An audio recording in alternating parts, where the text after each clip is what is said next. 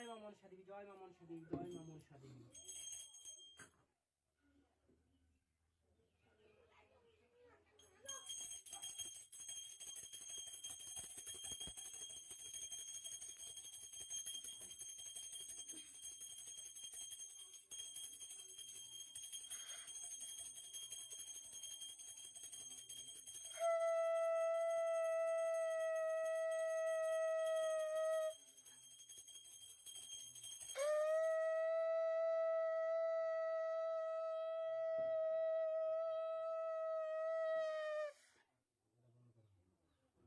বন্ধ করো ভিডিও।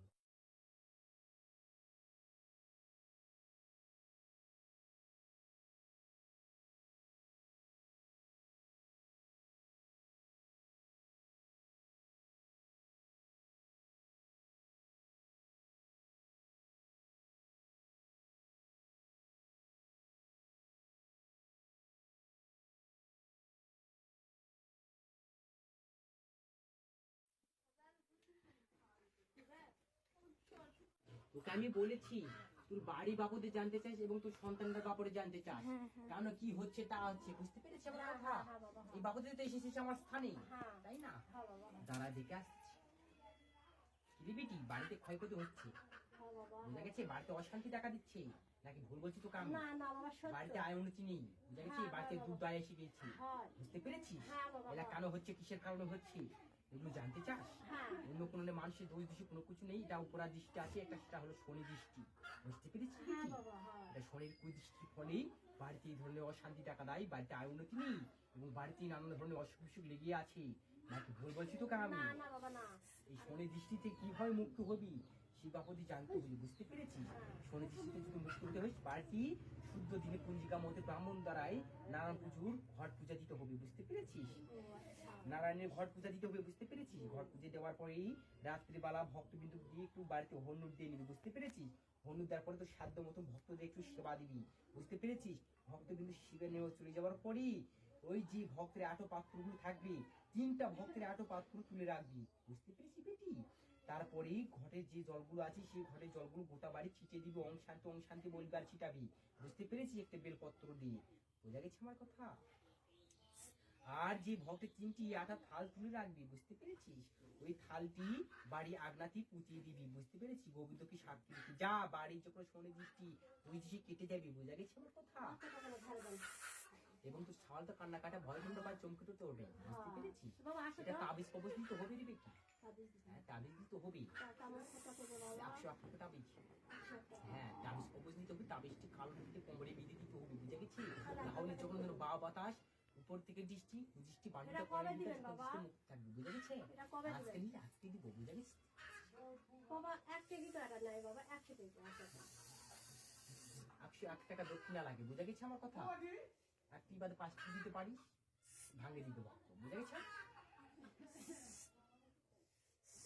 নারায়ণ পূজা করে দিতে হবে বাড়ি, হ্যাঁ বাড়ির শান্তিময় আসবি, পূজার বিশ্রাম নি, ভক্তের হেল্প নি এবং সর্বদা ছেলে তাবিজ করে দিই, যা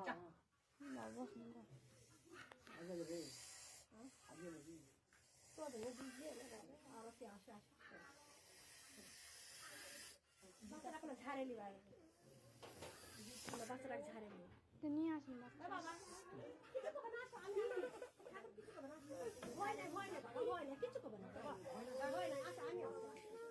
যাও যাও, ভয়ে ভয়ে কিচ্ছু না বাবা, না ভয় নাই, ভয় নাই বাবা, ভয় নাই, মাথা হারে থাকো, আমার ঝাড়ে দাও বাবা, ভয়ে এরকম কাঁচিছি।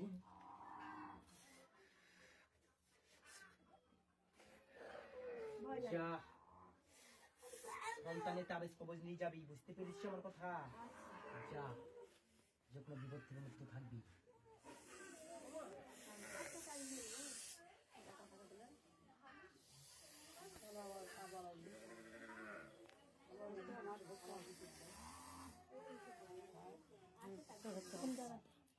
এই আকাক করে আসবে, আকাক করে যাবি, মন্দিরের সামনে অযথা ভিড় করে রাখবে না, কারো বাবুদি কারো কথা শুনে কোনো কারোর লাভ নেই, বুঝতে পেরেছিস? মন্দির সামনে থেকে যারা দোকানে তারা সরে যাবি। আপনি আসেন দিদি কি আমি সন্তান তো বাবুজি জানতে চাস নাকি রে বেটি? এই কারণে তো আমার স্থানে এসেছিস। জোরে কথা বল। বলছি আমি তারা তোর সংসারটা আগে দিকে আসি, বুঝতে পেরেছি বেটি? সংসার কি হচ্ছে না হচ্ছে, স্বামী কি রকম রে বেটি? স্বামী তো সর্বদাই রাগিত্ব দেখায় তোর উপর, বুঝতে পেরেছিস? অল্প না কিছু ভালো মন্দ করে পরে রাগ ঝাগ দেখায় তোর উপর, বুঝতে পেরেছিস? কথা মতো চলে না করে, তোর আগের মতো কিছু মতো ভালোবাসে না, বুঝতে পেরেছিস? সংসার তার মধ্যে বুঝে ঠিক মতো নেই, আগে মতো করার চেষ্টাও নেই। নাকি ভুল বলছি তোকে আমি? এটা কেন, কিসের কারণে, বুঝতে পেরেছি আমার কথা? এটা খারাপ সঙ্গ ধরেছি, বুঝতে পেরেছিস? টাকা পয়সা উড়ে দিচ্ছি বার দিকে, বুঝতে পেরেছিস? সংসারে কিছু হিসাব হিসাব করে দিতে চাই না, যা কিছু কামাই করে বাড়িতে উড়িয়ে দেয়, বুঝতে পেরেছিস? এবং সন্তান আছে, সন্তানের ভবিষ্যতের চিন্তাও সে করে না, বুঝতে পেরেছিস আমার কথা? নাকি তোকে ভুল বলছি আমি? স্বামী তোর কথা মতন তোর বাধ্য করে নিতে চাস? যদি স্বামী স্ত্রী মেয়ে মহৎ করে নিতে চাই, বুঝতে পেরেছিস? তাহলে তোর স্বামীর বাবা তোর বস্ত্র টুকু লাগবে রে বেটি। শনিবারের দিন তোর বাবা হয়তো স্বামীর যে ব্যবহার করে না, যে জামা কাপড়, সেই জামা কাপড়ে একটু টুকু কেটে নিতে হবে, বুঝতে পেরেছিস? নিয়ে আসতে হবি এবং নাল টকটকা সিঁদুরের কোটা একদমই কিনে নিয়ে আসতে হবে, বুঝতে পেরেছিস? এবং মিষ্টি যে কোটা খেলে হবে সে কোটা নিয়ে আসবি। আমি যেগুলো তাবিজ কবর যেগুলো করে দেবো, যে নিয়ম বলে দেবো, আর ভক্ত সেই নিয়ম যে স্বামী ক্রিয়াগুলো করবি, স্বামী তোর বসে থাকবে, তোর কথা মতো চলবে, বুঝতে পেরেছিস বেটি? মা দেখ তো আমার 2 বাচ্চা। দাদা দেখতেছি শোনি বেটি, 2 বাচ্চা সর্বদা বাবাদাসের সমস্যা আছে, বুঝতে পেরেছিস? বাবাদাস লেগে থাকে, বুঝতে পেরেছিস আমার কথা? বাবাদাসের সর্বদা অসুখ বিসুখ লেগে থাকে, শরীর শুকিয়ে যায়, বুঝতে পেরেছিস? থাকে থেকে গায়ে জ্বর আসে। নাকি ভুল বলছি তোকে আমি? বাবাদাস ঝাড়ে নিয়ে আর তাবিজ কবজ নিয়ে যা, ভালো হয়ে যাবে, যা।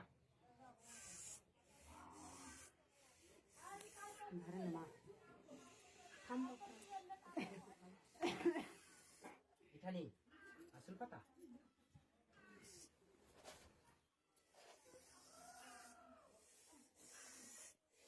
এই বেলপত্র আর জবা ফুল কি, বুঝতে পেরেছিস? সন্ধ্যার সময় সন্ধ্যাবাতি দিতে দিবি, পরিষ্কার এক পাত্র জল তুলে নিয়ে 3টা পাক দিবি, বুঝে গেছি? আমার নাম স্মরণ করবি, জয় মামা শ্রী, জয় মা বিশ্বহরি, জয় মা পদ্মা দিবি।